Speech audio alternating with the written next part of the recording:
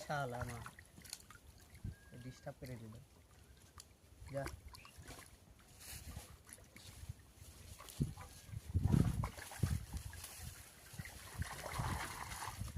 এই হাড়িগুলো গুনতে পারলো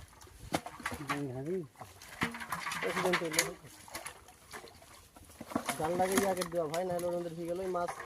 বাড়ি খাই গেলে তখন নষ্ট হয়ে যাবে ইপার ইপাশে ধারে বেঁধে গেছে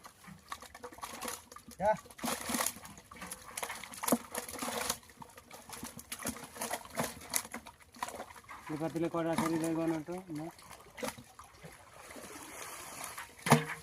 যা ঢেউ দিতে হয় না চলে গেছে এবার দিলে ধরে গন কয় পিস আছে